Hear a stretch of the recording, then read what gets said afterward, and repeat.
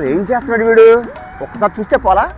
గురుగారు గురుగారు, ఆ చంద్రుల్లో మొక్క జారిందేది నక్క, నా ఒళ్ళంతా ఆడిందే తైతక్క, దీనందాలు లెక్క దీనేసాలు తెక్క, నా గుండెల్లో పోతుంది ఒక్క.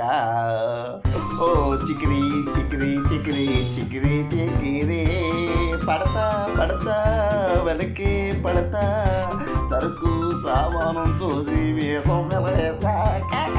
మెల్లో కచ్చిప్ ఏంటి, చేతిలో బ్యాట్ ఏంటి, అసలు ఏం జరుగుతుంది సార్? చిక్రీ సాంగ్కి రామ్ చరణ్ గారే కాదురా, నేను ఇరగదీస్తా డ్యాన్స్. నిజమే గురువు గారు, ఈ మాట కానీ రామ్ చరణ్ గారి అభిమానులు ఉన్నారనుకో, మీరు ఎరగదీయక్కర్లా, ఆ బ్యాట్ తీసుకుని మిమ్మల్ని ఎరగదీసేస్తారు.